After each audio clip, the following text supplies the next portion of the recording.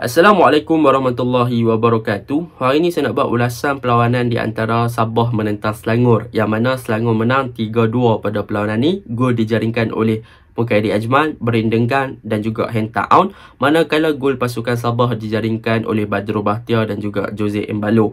Sabah dilihat pada perlawanan ni seakan-akan cuba melakukan comeback, tetapi nampaknya mereka gagal. Dan yang paling happy Embalo skor lah apabila Embalo berjaya untuk menjaringkan gol pada perlawanan ni. Tetapi tahniah untuk pasukan Selangor sebab berjaya menunjukkan aksi yang lebih bagus di bahagian serangan dan berjaya memanfaatkan peluang yang ada dan juga berjaya untuk memanfaatkan kesilapan pertahanan lawan untuk menjaringkan gol kemenangan melalui Henta Aun. Baiklah, tanpa membuang masa, mari kita masuk ke dalam ulasan perlawanan. Untuk ulasan perlawanan kali ini, saya akan mulakan dengan pasukan Selangor. Apakah perkara yang saya suka tentang pasukan Selangor pada perlawanan ni? Yang pertama yang saya suka adalah tentang corak mereka menyerang ataupun attacking style mereka. Yang mana kita boleh lihat Nizam Jamil meletakkan satu taktikal yang menarik untuk pasukan Selangor di bahagian attacking, terutamanya di bahagian tengah dan juga di bahagian serangan. Kita boleh lihat apabila beliau meletakkan gandingan Brandon Gan dan juga Bahar yang bertindak dengan gandingan 2cm di bahagian tengah, dan beliau meletakkan di bahagian tengah untuk bertindak sebagai wide attacking midfielder iaitu Henta Aun dan juga Mukairi, dan beliau meletakkan seorang striker Helison Kenyon sebagai lone striker di hadapan, dan di bahagian kanan beliau meletakkan Quinton Cheng untuk bertindak di bahagian kanan sebagai winger. Dan akibat daripada taktikal yang diterapkan oleh coach pasukan Selangor ni, kita boleh lihat apabila peranan Henta Aun dan juga Quinton Cheng di bahagian kanan banyak memainkan peranan yang penting apabila mereka menyerang di bahagian wide area. Apabila Henta Aun bermain di bahagian kanan, beliau akan mendapat supporting play daripada Quinton Cheng yang bertindak selaku backup kepada beliau. So boleh dikatakan Henta Aun ni dia cover up bahagian wide area untuk support kepada Quinton Cheng, dan beliau juga cover up di bahagian middle area untuk menjadi player yang link up di bahagian tengah pasukan Selangor. Dan untuk Mukairi pula, beliau boleh cover up di bahagian kiri ataupun lebih kepada bahagian tengah. Sebab apa? Sebab Selangor dah ada dua pemain tengah di bahagian belakang, iaitu Bahar dan juga Brandon, yang lebih memfokuskan kepada bertahan. Tetapi yang lebih memfokuskan kepada defensif punya kerja adalah Bahar lah. Apabila Brandon dia selalu naik juga untuk involve dengan build up play yang dilakukan oleh Mukairi serta Henta Aun di bahagian tengah. So apabila ada benda macam ni, mereka telah memberikan sedikit kebebasan juga kepada lone striker mereka iaitu Helison Kenyon untuk create space ataupun berada dalam kedudukan yang mana pun dia nak berada. So Kenyon boleh bergerak bebas lah di bahagian hadapan, sama ada beliau nak jadikan sebagai target man ataupun beliau nak involve untuk berada di bahagian kiri ataupun di bahagian tengah. So benda ni telah memberikan variation kepada bahagian attacking pasukan Selangor untuk lebih overload player di bahagian midfield dan juga overload player di bahagian kanan. Dan kita boleh tengoklah banyak gol yang dijaringkan oleh pasukan Selangor. 2 gol dijaringkan oleh pasukan Selangor berpunca daripada gerakan di bahagian kanan lah untuk perlawanan ni. Sebab apa? Sebab mereka overload player di bahagian kanan, iaitu gandingan Quinton, gandingan Henta Aun yang menggerakkan di bahagian kanan. So benda tu sangat positif lah kepada typical play oleh pasukan Selangor, yang mana banyak berubah berbanding game-game di bawah MF sebelum ni. So boleh dikatakan ability yang ada pada pasukan Selangor berjaya dimanfaatkan dan berjaya disesuaikan dengan pemain-pemain punya kebolehan berbanding game-game yang sebelum ni di bawah kenjalan MF. So kita boleh nampaklah bagaimana improvement bahagian attacking pasukan Selangor apabila mereka menyerang. Ada numbers of player di bahagian kanan, mereka boleh penetrate, boleh buat crossing, dan ada numbers of player juga dalam kotak penalti untuk menerima bola, sama ada Brandon Gan, Mukairi dan juga Helison Kenyon. So mereka boleh control ball, boleh jaringkan gol dengan mudah sahaja. Itu yang saya sukalah yang pertama.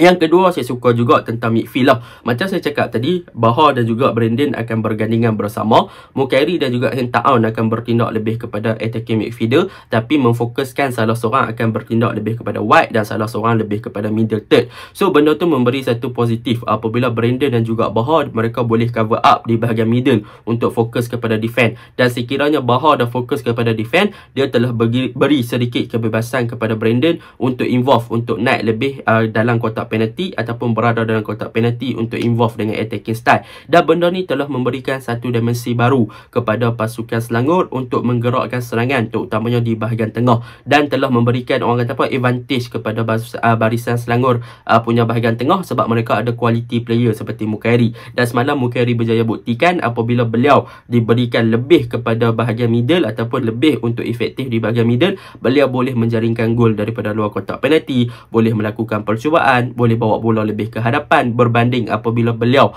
fokus kepada bahagian wing kiri. So benda tu sangat positif lah untuk pasukan Selangor. Dan yang seterusnya tentang pasukan Selangor ni, apa yang saya minat adalah di second half apabila kemasukan Alif Haikal. Alif Haikal boleh saya katakan antara player yang menyelah untuk game ni. Satu assist dan dia juga ada satu peluang yang memang orang kata apa on point yang hampir menjaringkan gol. So kemasukan Alif Haikal juga kita boleh tengok dengan quality vision yang ada pada dia, memang sangat-sangat cemerlang lah. Dia boleh pass kepada Hentaung, satu vision ataupun true pass yang lawa, Hentaung berjaya menyudahkan peluang tersebut dan dia ada satu percubaan. Jadi masuk Alif Haikal ni kita boleh nampak yang Alif Haikal ni sebenarnya dia ada kreativiti yang bagus untuk diletakkan sebagai player nombor 10 ataupun attacking midfielder untuk memastikan yang dia boleh create game, boleh create gerakan yang lebih hebat kepada barisan hadapan dengan hantaran-hantaran beliau, dan dia juga ada kualiti untuk menjaringkan gol dari luar kotak penalti. Tetapi untuk game ni saya boleh bagi man of the match kepada Hentaung sebab Hentaung banyak terlibat dengan gerakan-gerakan daripada pemain-pemain Selangor ketika mereka menyerang. So Hentaung ni baru saya tahu dia ada juga button shoot petak untuk jaringkan gol, sebab sebelum ni nampak dia lebih kepada more to assist dan juga gelecek, tetapi semalam dia berjaya buktikan yang dia boleh score gol dan dia ada melakukan beberapa percubaan. Jadi Hentaung ni memang special lah. Kadang-kadang dia cover out bahagian wide area, kadang-kadang dia cover out sebagai bahagian tengah, dan kadang-kadang dia bertindak sebagai seorang striker ataupun second striker. So memang peranan yang ada pada Hentaung ni baguslah untuk pasukan Selangor. Untuk defend boleh saya katakan untuk pasukan Selangor mereka bagus pada peranan ni di second half, terutamanya apabila mereka berjaya mengekam pergerakan-pergerakan daripada pemain-pemain pasukan Sabah dengan sangat cemerlang. Untuk first half boleh saya katakan mereka agak leka lah, mereka buat foul, Badrul Bahtiar dapat free kick, gol, dan gol Jose Embalo tu memang tak boleh nak kata apa. So di second half mereka improve a lot. So Haris Haikal perform, Richard perform, Zikri perform, Fazli Mazlan perform. So mereka bermain dengan sangat baik. Jadi itu yang boleh saya cakapkan untuk pasukan Selangor. Untuk pasukan Sabah pula, pada perlawanan ni boleh saya katakan pasukan Sabah sebenarnya agak sukar apabila mereka tak ada pemain yang bagus bertindak sebagai attacking midfielder. Yang mana untuk game ni kita boleh tengok sebenarnya Sabah agak struggle untuk memenangi game ni. Mereka ketinggalan 2-0. Antara kelemahan pasukan Sabah untuk game ni, yang pertama adalah tentang defense mereka, yang mana defense mereka membuat defensive error yang agak ketara, yang mana kita boleh lihat gol daripada Brandon Gunn adalah akibat daripada pemain-pemain Sabah gagal untuk mengeluarkan bola apabila Helisen Keyon berjaya untuk control ball sebelum dia passing kepada Brandon dan score. Dan gol daripada Hentaung juga adalah daripada segi defensive error pasukan Sabah yang terlalu memberi ruang kepada pemain-pemain Selangor untuk melakukan true passing ataupun untuk bergerak bebas dalam ruang-ruang kosong tanpa dijaga ataupun tanpa dimarking. Jadi benda tersebut telah memberikan satu masalah kepada barisan pertahanan pasukan Sabah dalam mengekang asakan yang dilakukan oleh pemain-pemain Selangor. Jadi defensive error mereka memang sangat-sangat ketara. Itu yang pertama. Yang kedua adalah di bahagian tengah mereka, iaitu gandingan Pak Tesu yang bertindak sebagai lone pivot ataupun seorang defensive midfielder. Yang mana sebelum ni kita tahu Pak Tesu akan bergandingan dengan Gary Steven Robert.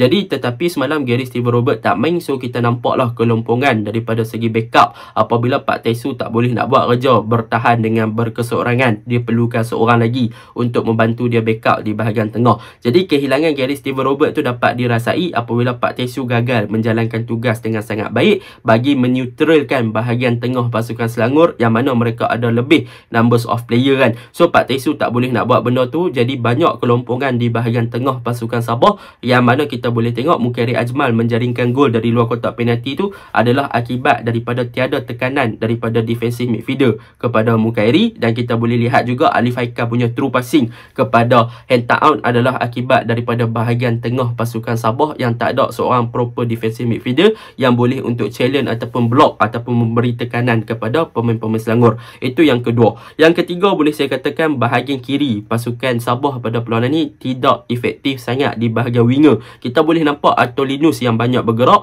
tetapi pelibatan daripada Fahan Roslan dan sebagainya agak kurang pada perlawanan ni. Jadi benda tu menyebabkan pasukan Sabah punya bahagian kiri pun tak efektif, dan di bahagian kanan Taiki Kagayama efektif pada 15 minit yang pertama, tetapi selepas itu agak tenggelam apabila beliau tak boleh nak link up play dengan Badrul dan juga Embalu dengan sangat baik. Jadi boleh dikatakan antara peranan mereka ni, mereka tak boleh nak link up antara satu sama lain, mereka tak boleh nak buka game antara satu sama lain, menyebabkan mereka tak boleh nak buat something lah. So creativity, orang kata apa, chemistry serta gap antara seorang player tu agak jauh, menyebabkan Sabah tak boleh nak connect antara satu sama lain, dan mereka juga tak ada proper number 10 di bahagian tengah, menyebabkan Stuart Wilkin pun terpaksa memfokuskan diri lebih kepada bertahan untuk backup kepada Pak Tesu. Sebab apa? Sebab memang Selangor ada numbers of player yang lebih banyak di bahagian tengah. So benda tu agak memberikan kesukaran dan juga menyebabkan pasukan Sabah tak boleh nak build up play dengan sangat baik. Jadi secara rumusannya,